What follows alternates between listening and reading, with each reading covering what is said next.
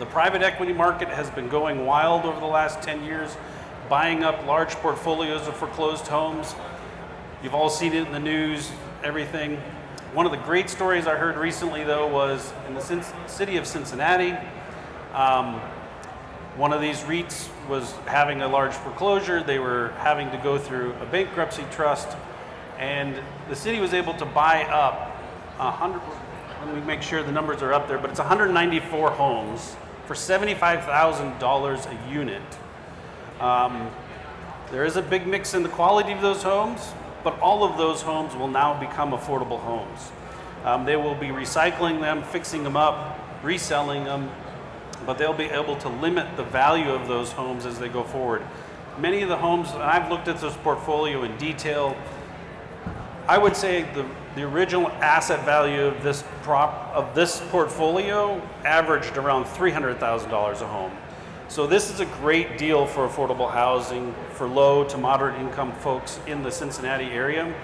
And we are expecting to see more of these portfolios come online in the next few years, particularly as, again, those interest rates go up, home buyers aren't as in the market as much, and so those homes that investors have bought hoping to get 10, 15, 20% return every year by flipping these portfolios, that'll back off and they'll go ahead and unfortunately some will start to fail, but that's the advantage I have, is I'm looking to take advantage of those failures.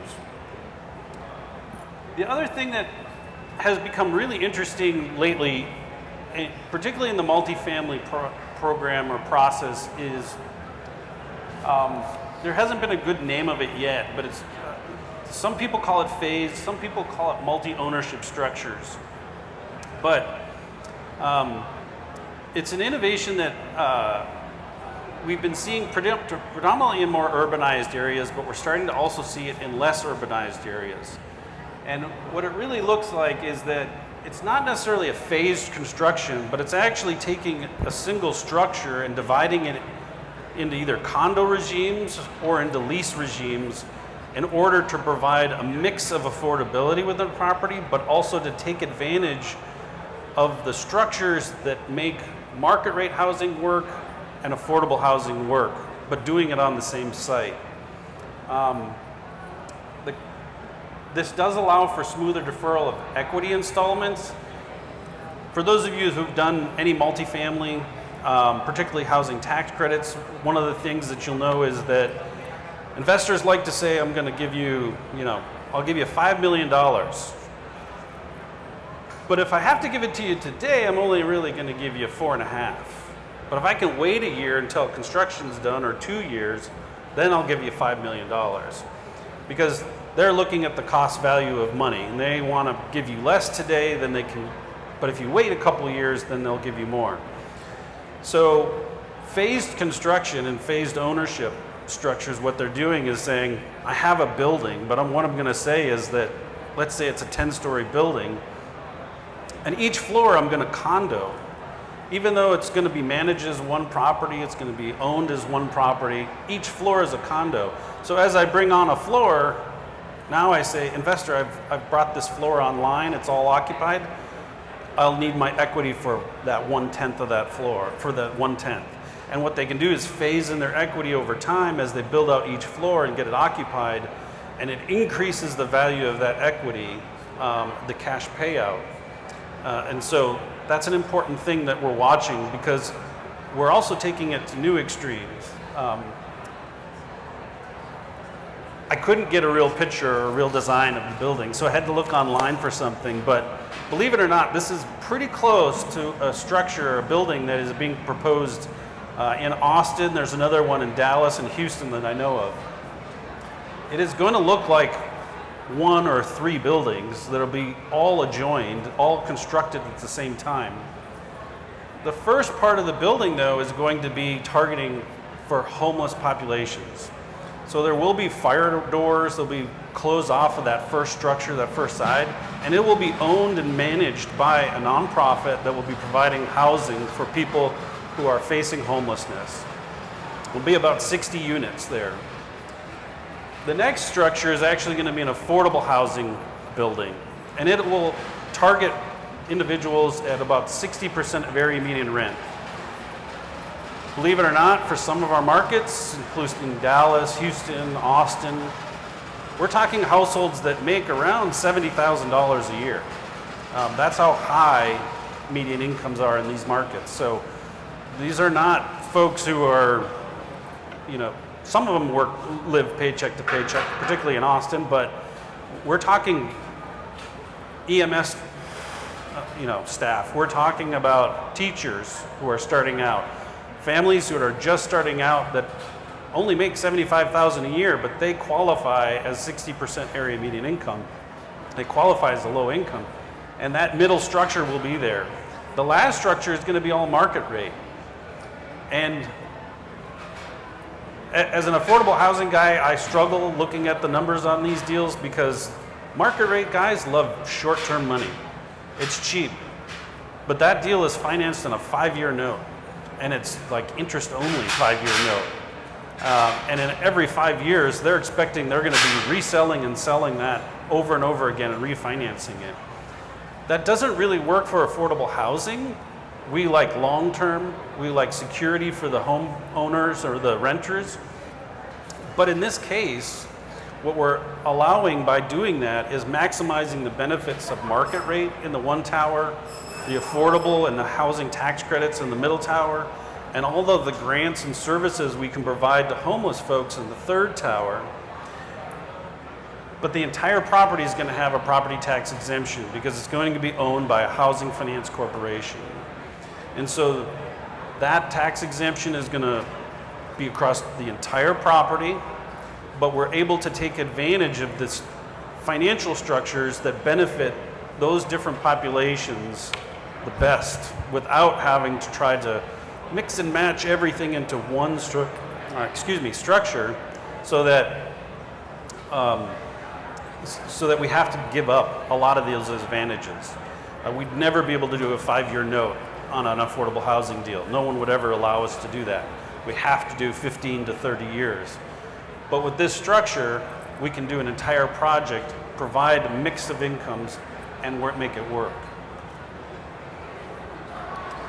That's it.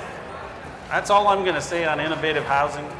There's a lot of other things going on, and in fact, I'm really excited because I do know Kathy's presentation very well. I've been working with Kathy and looking at some projects, so I know we're going to answer questions at the end, and I'm going to pass this on.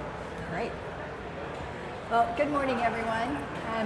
First of all, show of hands, can you hear me okay? I don't have a big booming voice. Okay. So I am Kathy Denny, and I'm with Affordable Central Texas. I will confess I'm not much of a public speaker. So what I lack in skill, I make up in passion.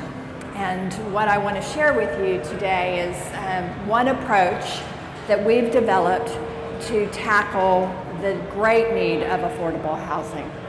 So Affordable Central Texas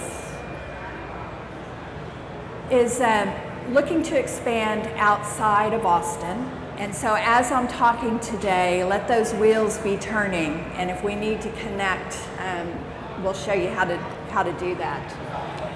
But the nonprofit really focuses on two things. One is preserving affordable housing options for people making 60 to 80% of the median family income.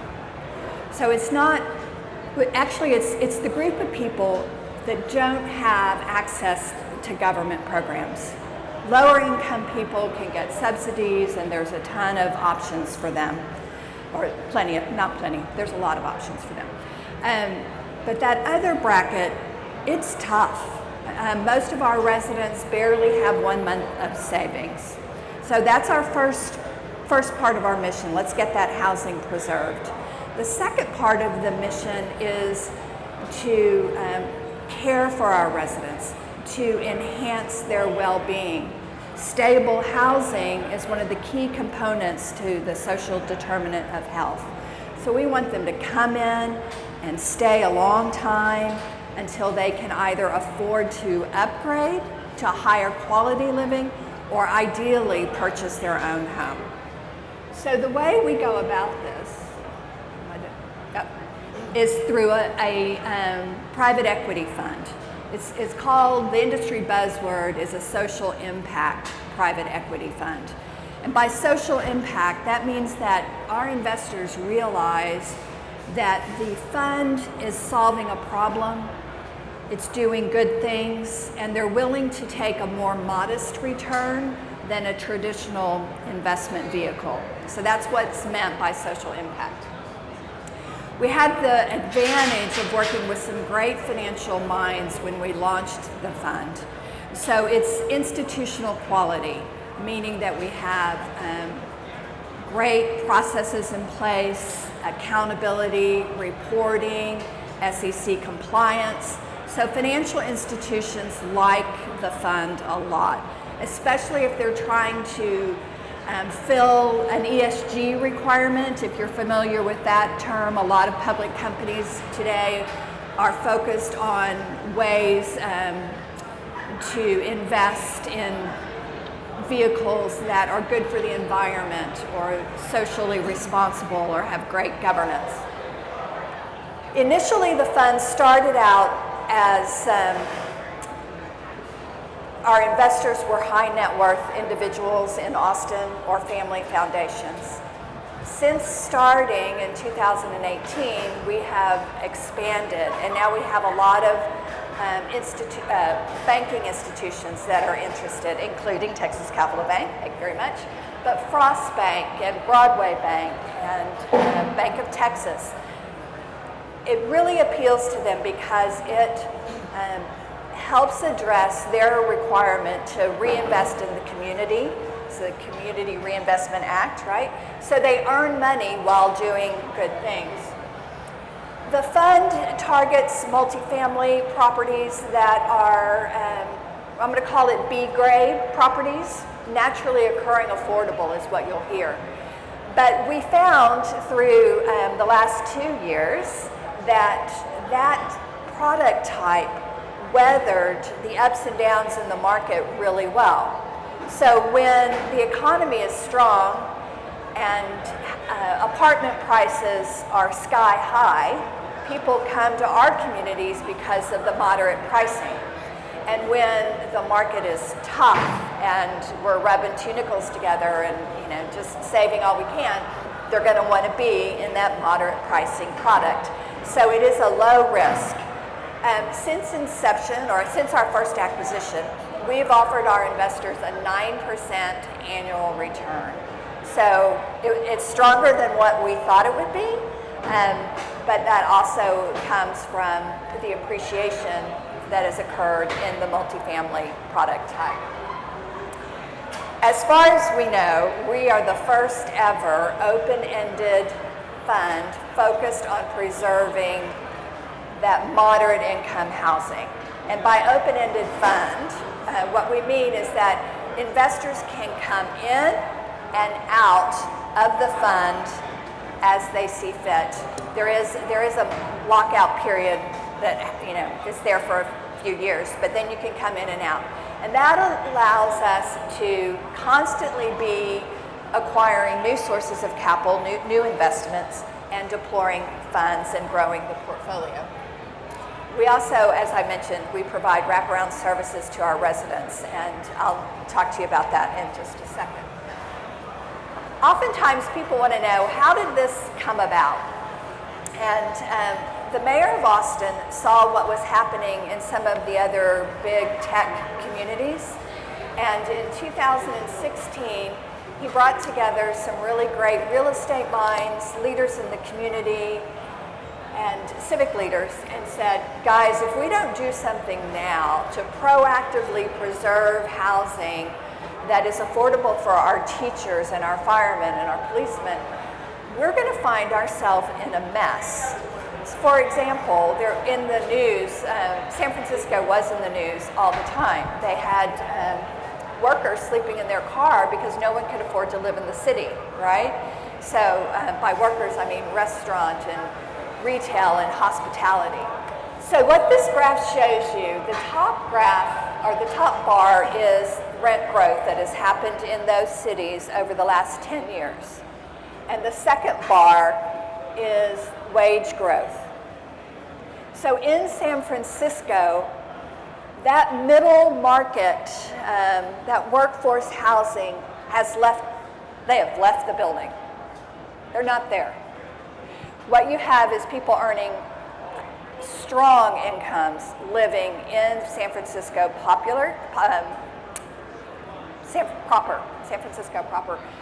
And again, the hospitality, the tradespeople, they're figuring out a way to get to work, but they don't live there, right? So are they driving 2 hours? Are they sleeping on somebody's couch?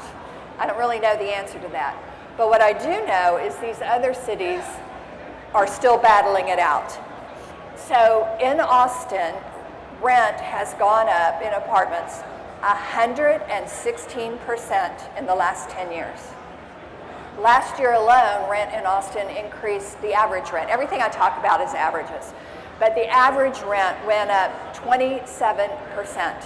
And to give you some context, if you were leasing an apartment in January of 2011, on average, you were paying $1,350. January the next year, you were asked to pay $1,751. That is a significant cost burden. So this is why we exist, right? To try to alleviate this problem and to keep our workforce in the city. Cuts down on pollution. You certainly don't want the teacher of your second grader commuting 3 hours a day, teaching 25 kids, and then grading papers for 2 hours. She's not going to last, or he's not going to last. So right now, again, these are averages. You have to qualify, right, to rent an apartment. So how much income do you make? So in order to afford a 2-bedroom apartment in Austin today, you have to make $66,500. Your teacher doesn't make that. The medical techs drawing blood, prepping for surgery, they don't make that. Your policeman doesn't make that. So again, you're just seeing the depth of the crisis, right? So we found a way to accommodate these people in our communities and still make money.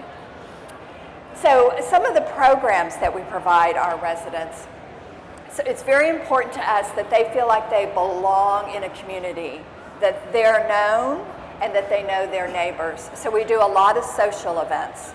But then Affordable Central Texas layers in what we call impact events. So we do financial wellness programs. Last night I hosted 50 residents on a virtual presentation on preparing to buy a house. What does it take? They want to know, they want to prepare, they want to do the work, right? And we do community farm stands where our residents can come out on a Saturday morning, hang out with their neighbors, and take all the free fruits and vegetables that they want. We do an annual STEM night, so imagine your 7-year-old getting a package, and inside the package is all the equipment they need to do a virtual experiment online.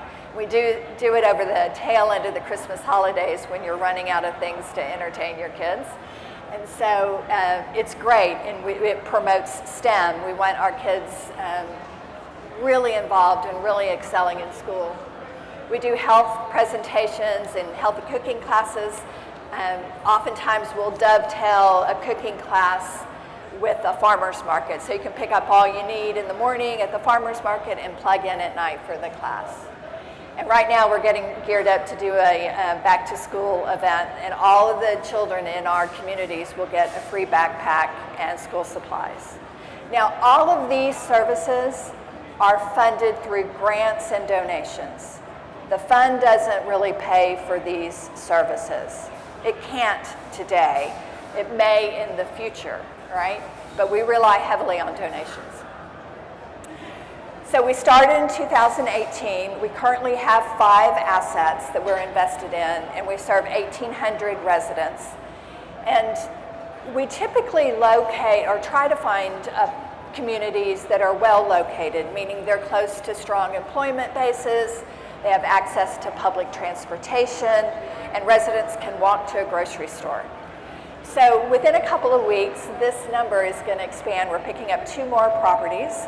and we'll be serving closer to 2,200 residents. So we're excited about that. So these are some pictures of our communities, and now I just want to talk about how we do it.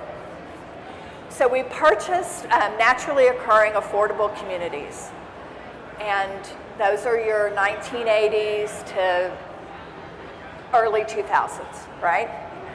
And then we take half the community, and half the community leases at market.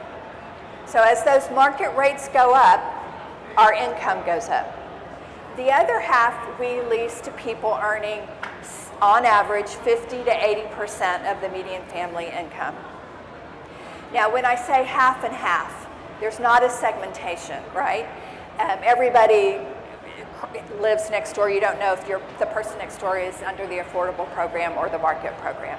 If you make a market rent, if you make a market income, you might not even know that there's affordable in the community.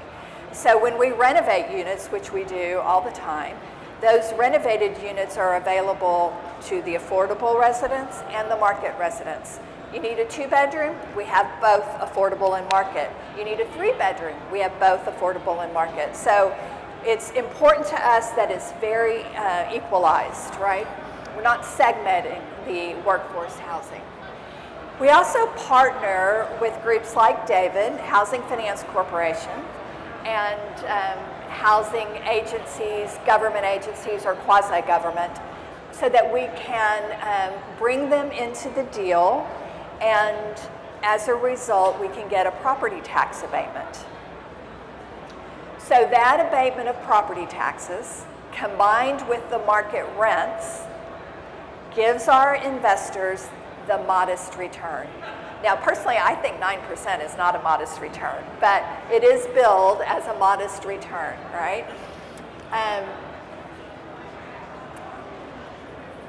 I think that's how we do it, right? And then we raise the money to provide the services. So the program is working, and we're ready to scale outside of Austin. So this top yellow line shows you the rent growth from January of 2021 through March. And the dotted line at the bottom, can y'all see that kind of hash line? That is our in-place rents. So that's the combination of market and affordable blended together. And we can see the gap. So over the lifetime of the properties, which we plan to keep for a long period of time, renovating or rebuilding as needed, we expect the rates to keep going up. Our rates will increase. We've got that market piece. And then we limit the rent growth on the affordable side to whatever the wage growth is for that year. It's highly unlikely, if you live in one of our affordable units, that you will ever experience a rent increase that is greater than $100 to $150 year over year, right? Now, if you hear me speak again in 5 years, that might be a little different. But today, we really try to keep those rent increases down. So our residents stay a long time. That keeps our turnover costs down. And again, that adds to the bottom line. In terms of retention, last year we had a 67% retention rate.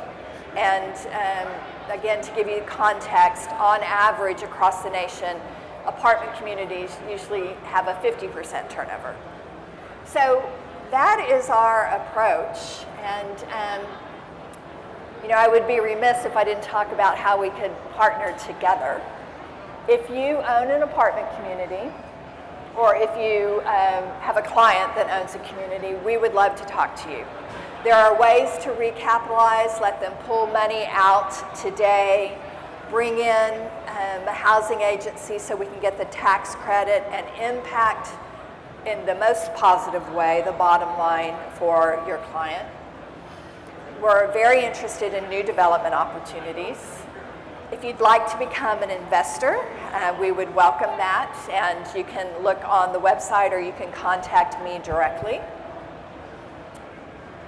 If you can help us expand into other cities, we would be most appreciative. We need to know city leaders, civic leaders, community leaders, and would love to talk to you about Dallas, Houston, San Antonio.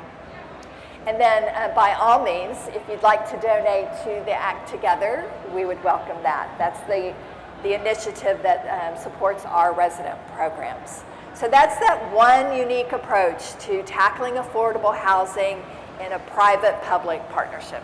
So, thank you. Wonderful. Thank you. Wonderful. All right, I'm Bradyn Boone. We're going to watch a short video here to intro this segment, and we'll get moving.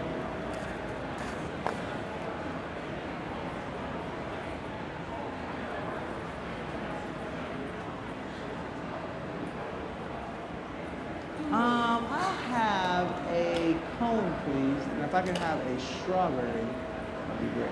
For Micaeus Neway, the cost of buying a first home always seemed a little too far out of reach. Baby in the bathtub. When you're in ministry and your wife's a teacher and you have kids, you're like, how am I going to be able to afford this? But then they found a place called The Bottom, less than 10 minutes from downtown. It was first settled in 1845 as a community for newly freed enslaved black people. Today, it's a housing development. About 100 new homes will rise from these empty lots. 51 of them are set aside as affordable housing for families with a maximum income of $71,200. To be a part of something where every month you're witnessing growth and you're almost drawn to saying, oh, wow, I'm a part of something. In our Banking Below 30 series, we've shown you how many ways banks avoid lending money in Dallas's black and Hispanic neighborhoods, blocking minority families from building wealth. And then we heard about banks lending money here in the Bottom. And we wondered what would convince a risk-averse bank to lend money in a high minority, low-income neighborhood with crumbling infrastructure, where hardly anything's been built in the last 50 years. Tell me, when you walk this sidewalk, what do you think about? I see hope. I see a dream coming to fruition. Effie Dennison is the Director of Community Development and Corporate Responsibility at Texas Capital Bank. In a previous story, we reported that Texas Capital participates with other banks to lend hundreds of millions of dollars to high-cost lenders that critics say prey on minority neighborhoods. But here in the Bottom, Texas Capital was the first to make a loan. Though the amount is undisclosed, Dennison describes it as a line of credit in the millions that funds the construction of the new homes. Dennison says banks have an obligation to go look for these kinds of deals in the minority neighborhoods of southern Dallas. It takes getting out into, you cannot do it sitting in your desk and think it's going to just come and fall in your lap. Dennison says one reason the bank felt comfortable lending here is the city of Dallas made it attractive by pouring in its own money. $2.4 million given to developers to buy up lots and make neighborhood improvements. $5.25 million spent on digging new sewer lines, paving roads, and installing streetlights. So this investment is one that we see it as good business, not a charity, because there's nothing handout about this. This loan had to underwrite just like any other loan that we did, but we knew that we had to look at it from a different lens. When you look with a different lens, does that mean that the bank will accept making less money than if they put this money in Prosper or Plano or something? Two different markets. You may have to stretch your credit box a little bit more because it's not going to pencil necessarily that it would if it was a slam dunk in the Frisco area. We're as vested in this community as this home builder, as these home families that are going to be moving in here. This is our legacy too. How many homes like this think you've built in your life? Probably 300. You got a lot of experience. Yeah, a lot of experience. In the Bottom, they're building about 10 houses a year, and they're being built by small black builders like Calvin Berry. Over the years, many black builders like Berry have struggled to find a bank willing to make construction loans. We have to go take a mortgage out on our home. You see it on TV where some of the people that, well, I'm going to take a mortgage out on my home. Well, we do that. You mortgage your own home to go build a home. Right. Right.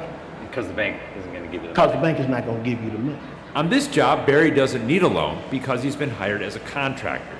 But collecting a paycheck is a lot less profitable for him. He's here because he hopes his work will lead to better banking relationships so he can get his own loans to build his own houses in other parts of town. How would you describe the opportunity? The opportunity, you can't get anywhere without the opportunity. So even if I've got to work a little harder, then it affords me some connections that I might not have had. If you're happy and you know it, clap your hands. Clap, clap. Mwah. Now let's get back to McKay's. Remember how he didn't have quite enough money to buy his house? Well, it wasn't just the affordable selling price that got him over the hump. It was also Bank of America. One more time. Previously, we reported about how few loans some banks make in the neighborhoods surrounding their southern Dallas branches. That includes Bank of America. Near Fair Park, it made 19 home loans over the course of 2 years. However, in a similarly sized area to the north in Lakewood, it made 143 loans during the same time. But McKay's had a different experience. For his loan, Bank of America gave him cash toward his down payment and a discount on his closing fees. Bank of America says this is part of an initiative to help 60,000 low to moderate income families buy homes by 2025 and strengthen neighborhoods. What's the difference between renting an apartment and owning a home? I think homeowners, especially for a family, it's something deeper, and you get to say every little bit of this home is mine, and I don't have to worry about are we going to re-sign next year or move to another apartment. Dallas says there is an urgent need for 20,000 units of affordable housing in the city. Mostly when something's built, it's apartments. But it's home ownership that truly impacts lives, sending ripples of confidence out into the community. And that kind of change just doesn't happen without a bank that's willing to lend. I'm David Schechter reporting. All right, I don't know about y'all, but I think our lady Effie Dennison has a future in TV over here. Yeah. That was a bad hair day too. God for I don't even talk about it. Gets a little humid down at the bottom. So I'm Bradyn Boone, work for Hanover Property Company. We develop communities in the suburbs of DFW. That's our bread and butter of our business. And those communities, we invest a lot of money in the amenities and the atmosphere, and we're planning to build communities that last for the century to come. Texas Heavenly Homes is our branch of our company that is trying to do that, revitalizing South Dallas. So we're looking at communities like the Bottom District, and we're trying to say, how can we invest in this community for the century to come so that it won't be underserved like it has been in the century past. So this is the bottom, this is the Trinity River, if you're familiar with DFW, where Trinity River is right next to us over here. And you can see that right up above the community is what is now a levee. And in the early 1900s, this community was given to ex-slaves, to freed slaves, and it was a freedman's town. And then it was a thriving community economically. They were doing really well. It was going great. In the 30s, they built this levee to keep the Trinity River from flooding. The problem was 35 wasn't there yet. These other access points weren't there, and you see that those streets, they dead end into the levee. Those streets used to go across the Trinity into downtown, into the jobs. So they built the levee, and they cut this community off from jobs, and there was no access. And over the next couple decades, the community slowly died to where it went from a fully built out community to over 70% vacant now. And so in understanding the history of, you can take this neighborhood in South Dallas and you could tell the same story in other neighborhoods in South Dallas or whatever city you're from, the minority areas of your city. You can take this and you can have the same story. The details will be different, but it's the same story. So we're trying to understand what happened that caused this neighborhood to be in the position it's in, and how can we help it to change moving forward. So my boss in 2004, as a community developer, got introduced to this neighborhood, saw it was 70% vacant, and he couldn't help but see what if we revitalize this? What if we brought it back to life? What it would take, and see what would come. I mean, it's 5 minutes from downtown. It's a mile from the zoo. It's got a lot of great, there's a dart station there. It's got a lot of potential. So why is it still dead? And so he started buying up lots. Over the course of time, we bought around 100 lots in this neighborhood to try to revitalize. Some of those through a bond program with the city, about 27 of those that would be income restricted, and the rest of those would be market rate. In 2010, we started trying to develop, and we went to pull went to pull building permits and found out that the utilities were no good. The utilities in this neighborhood had not been updated since the 1950s. And so they're 70-year-old sewers and everything, so they wouldn't give us permits because it couldn't handle any more new houses. And at the time, the city's solution was, hey, developer, you go fix it. Go spend tens of millions of dollars to redo the infrastructure in this neighborhood on your own dime. Obviously, we said no to that, and the city's response to that was to have an article written about us saying, rich white developer comes to Black South Dallas, makes promises and doesn't deliver. And my boss's name gets dragged through the mud, acting as if he was unwilling to fulfill his promises. So obviously he wanted to quit, didn't want to move forward with this, wanted to do something great, and just gets, no good deed goes unpunished. He stuck around, put the development on pause. I came into the project a little bit after that, and was able to bring some new life into it. But really, a lot of challenges, a lot of really hard issues when it comes to revitalizing and doing affordable housing, especially when you have these economic and racial barriers that we experience today. And so what we're trying to work through and resolve is how do we engage this and do it well and do it in a respectful way to the community. Another one of the issues that we had down here was, because this was originally in Freedmanstown, a lot of these lots were cut as shotgun houses. So they're 25 by 100, 30 by 100, 40 by 100, so 4,000 square feet or less are the majority of these lots. 90% of these lots are 4,000 square feet or less. And then, they go vacant, they get foreclosed on, all these things, and they get rezoned R5, which R5 is the smallest single family zoning in Dallas. And the 5 stands for 5,000 square feet. So you have to have a minimum of 5,000 square feet to build a home on one of these lots. So the result is that, in 2020, the majority of this land is owned by black people, that they literally cannot build homes on it because the zoning does not allow them to. It's a problem that needs to be solved. And so we ended up having to go rezone every single lot we wanted to build. This is extremely expensive, and it's extremely time consuming, and even politically it was hard because people started accusing us of spot zoning, which is not what it was. But it's how is a single black owner supposed to go and build a home when they don't have the resources and the time that we have to do that? So it's all, there's a lot of challenges here. But as Effie so well said in the video, there's hope. Now, things are changing. So I want to get a little bit into the things that are changing and the hope that we have. So one, we're starting to understand our history. We're starting to understand that the reason that this is not developed is not because the black people living there, were lazy and didn't get jobs and they didn't pay their bills and they lost it. We start to understand, they were completely cut off from economic centers. Now that there's no infrastructure for them to get building permits, there's no zoning that allows them to build their homes. So how can we start moving forward to change these things? And on the political side, that we're starting to understand that as well. So where 10 years ago, the political machine that it was tried to blame us and tried to drag us through the mud, now that's changing.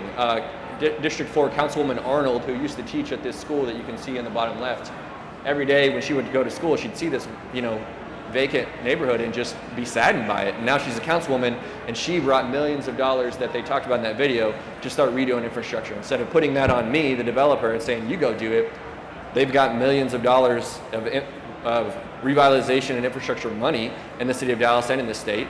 And so she said, hey, let's get this in this neighborhood and start to rebuild. So that was done a couple years ago on a couple of these streets, and they're starting a few more streets in this next year. So now we can follow on behind of that and start building and have the ability to get permits. Along with that zoning, we started to rezone these lots ourselves, and in that process, we talked to the city, and we said, hey, this is a problem.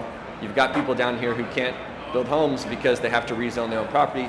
We led them through, walked them through a neighborhood-wide rezoning, and last year we were able to rezone the entire neighborhood.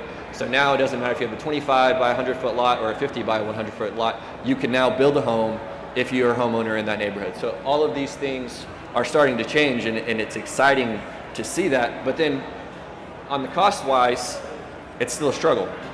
You know, a lot of these things, you know, rather than us having to pay infrastructure, the city now is, which is great. But in the current market we're living in, building affordable housing in a neighborhood like this is hard.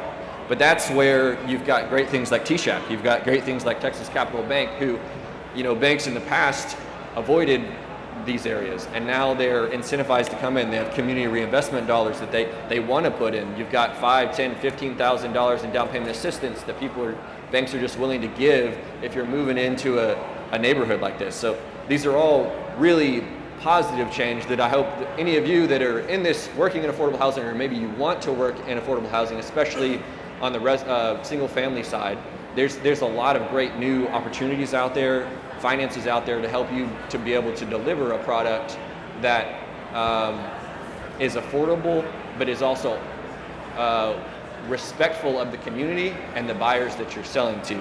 So the last thing, I want to make sure that we have plenty of time for questions. I don't want to take us too long. Last thing is just a few recommendations for you if you're hoping to get into the single family affordable housing arena, and especially in minority neighborhoods in whatever city you live in. A few of the lessons I've learned in trying to work in this is, number one, don't disrespect the community you're trying to develop in or build in. And what I mean by that is, so if you take a look at some of our homes that we're building, so this is a little bit of the community identity signage that we're trying to invest value and a brand and a sense of intentionality into these communities. Now, if you're a small developer or a small home builder, you can't afford to do things like that, and I don't want you to feel like you have to do that. That's something that we're doing. But, so you can see our houses here. This area, the houses that still do exist are craftsman style. That's the architectural style. So we could have come in and built modern concrete boxes, which are popular in today's market. But in my opinion, that's very disrespectful to the current community. What I'm saying to the community, if I go build a modern box next to their craftsman style homes, is I'm saying you don't fit in the future of this community. So if you're going to develop in a new community or revitalize a new community or do affordable housing in a community, look around at the architecture that exists. You can still build beautiful homes that people want to live in that match that style. You don't have to go build something that makes them feel like they're outdated and they don't fit in the future of your community. The second thing is, if you can, build community, not just homes. So once again, if you're just building, every once in a while you have the chance to build one affordable home here and there, that's great, and I don't want to take away from that at all. But if you have the chance, and if you want to do a little bit more forethought and foresight, maybe try to grab 3 or 4 lots in an area that are close to each other, so that you can start to change the atmosphere. So you can start to change what it feels like. It's not just a rundown community with one new home. It's like, okay, I'm going to pick this corner, and we're going to work this corner. We're going to redevelop this corner, so that corner starts to feel different. And then that can bleed into the rest of the community, and it can become a new community, not just a new home. And lastly, if you're going to do affordable housing, single family housing, think about building generational wealth. That's what all of this is about when we're talking about affordable housing, especially when we're talking about below 30, when we're talking about racial disparity and economic disparity and geographic zones of minorities, is building a home for somebody is good. Putting a roof over somebody's head is always good, and I don't want to take away from that. But if you're doing just the bare minimum, then you're cutting off their ability to appreciate the value of their home. So put a couple extra $1,000s into your home. Get a little bit nicer finishes. Maybe get a little bit higher roof pitch instead of the flat roof pitch that reads really low income. Just a few things that you can maybe get the ceiling height up a foot. Go from 8 foot to 9 foot. That makes a huge difference in how the house feels and how it reads. It reads richer, but it's not a huge cost to do that. So these are things that you can do that honor the people moving into these communities. And it's not just a roof over their head today, but it's generational wealth for them, for their family, for the community as we move forward. And those are things that I think you can do if you're getting into the zone that really go and make a big difference in 5, 10, 15 years down the road. Hopefully, we're not banging the same drum of the racial disparities that we're seeing, and we start to see that economic disparity is getting closer and closer together. So that's our hopes. We're hoping to open up for Q&A now. Yep. Turn it back over to Effie. Thank you. I told you you were in luck with these panels, and you can see all the different areas that are being addressed around affordable housing in Texas market, from the innovative financing to providing the affordable rentals to keep our cities safe and our teachers having a place that they can call home as well, and certainly the work that Bradyn is doing with Texas Heavenly Home. I will tell you, what you didn't talk about is the number of years, the stakeholder meetings, and how important it was to have buy-in from that community. So to see it now from what it used to look like, that's the name, the bottom, it really was the bottom, and now it is very much the top. So I thank you for all of that you all did to make that happen. So right now I want to open it up for questions from the floor. Tyler, I don't know if we have a mic, but if you have a question, if you could just stand so we can at least hear you. I'll try to repeat it if we can't hear you for any of our panelists. What is it right now for affordability is the taxes. So we're seeing a lot, like if you want to do things that are affordable, the real estate taxes are Austin, but driving up the cost for everybody. So that's going to be for investors at least, I don't know, whatever. So you said that there's some way, like you kind of mix it, you could have like tax reduction for real estate tax. Is that what you're doing?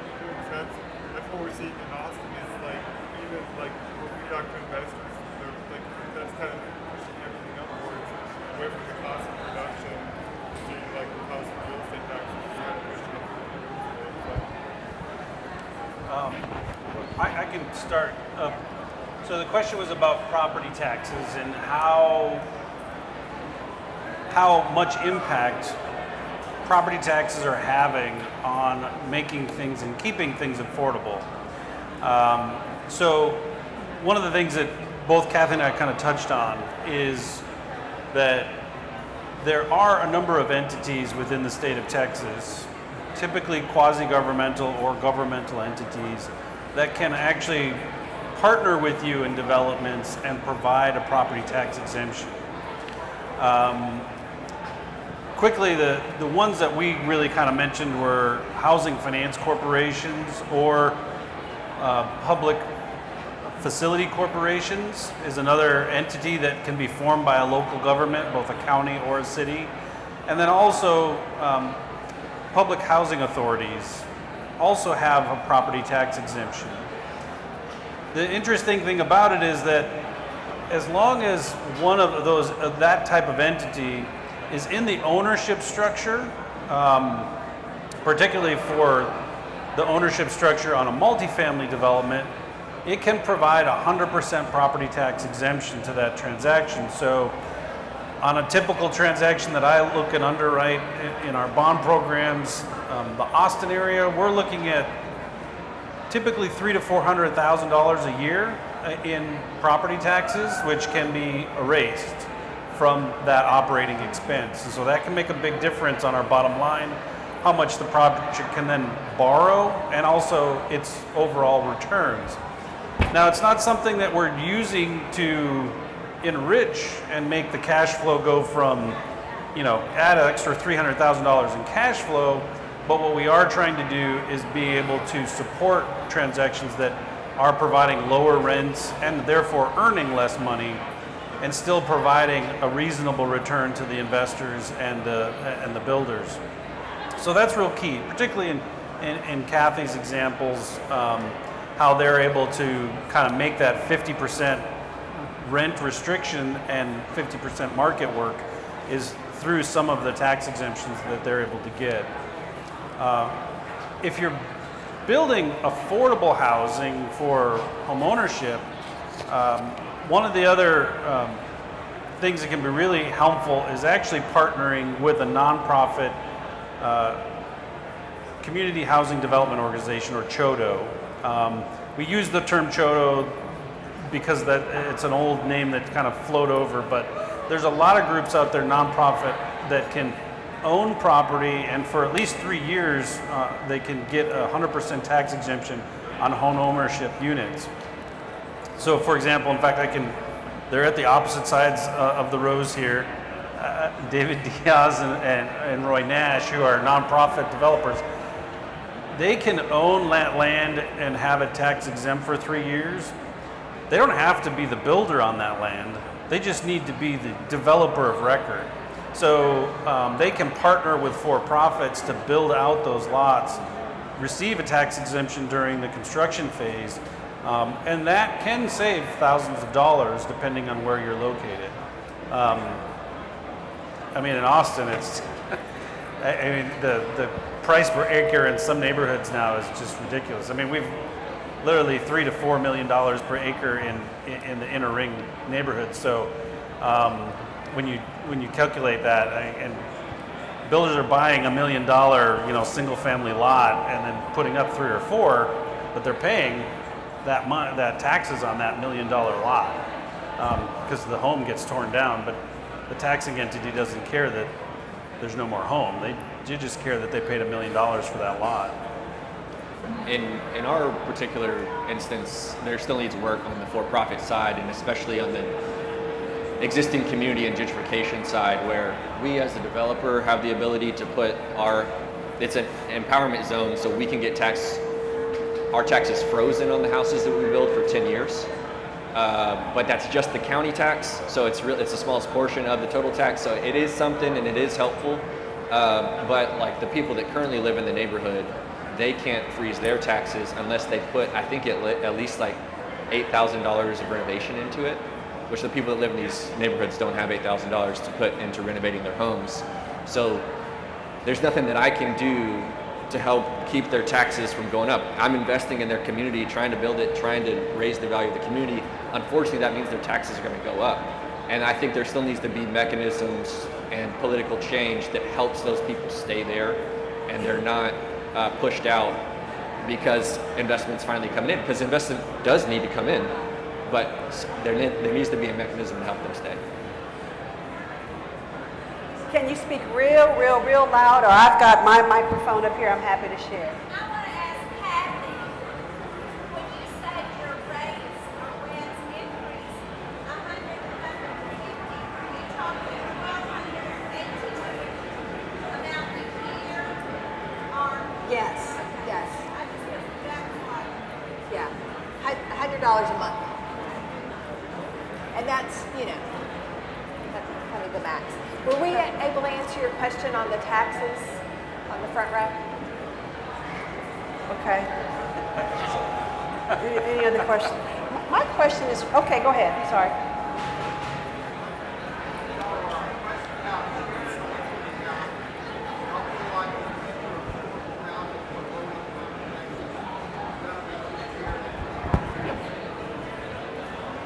So the question was about shared equity programs. I would love to see a future of shared equity programs in the state of Texas. To explain it to you all, if you've ever watched movies about New York, anybody watch that Murders in the Building? No. Anybody watch that? All right. Well, in New York, for years and for literally centuries, they've had co-ops. And a co-op is really a shared equity kind of situation in a sense, where everyone owns their own unit, sort of like a condo, but then they also have regular things, and they can sell and trade off that unit as equity, and they can earn equity on it. Well, a shared equity option is similar to that in the sense that you might have the rights and ownership of a unit, but it's not like a condo because you really have a share in the entire organization. Let's say there's 100 units, you buy 1% of that co-op and you're able to then occupy that unit, but you can also kind of trade up over time. If you need a bigger unit or a smaller unit as you age and things change in your life. Shared equity, what it is it's a way for, very popular actually in the Northeast. Connecticut actually is one of the states that has the most shared equity that I know of. Boston area also. What they kind of do is say, okay, we have these units, but if you're a low-income person, you're not going to pay that 1%. You're going to own a unit, but you're going to have to pay like half of that to own that 1% because we're going to subsidize the other half. And that's where shared equity kind of movement kind of comes along. I do agree. I think co-ops and shared equity has a potential to make a lot of things affordable. Probably the biggest thing holding it back is the sort of individual perception of ownership in Texas. And that's not just Texas, it's all over the place. When people buy a home, they want to own the home. And so that's hard to just say you're buying a piece of all these homes and you have the right to occupy one. But it is a great idea, and it's a really cool program that I'm hopeful will grow. There are some co-ops being funded in Texas, and they're similar, but right now they're not subsidized. So I'm going to do this. I think we've gone past our allotted time. Oh, there you are. I was looking for you. Yeah, you snuck up on me. But please give me extend a round of applause to our panelists. Thank you all so much for taking your time to do this, and hopefully you all can stick around if there are individual questions you have for each panelist. But it's been an honor.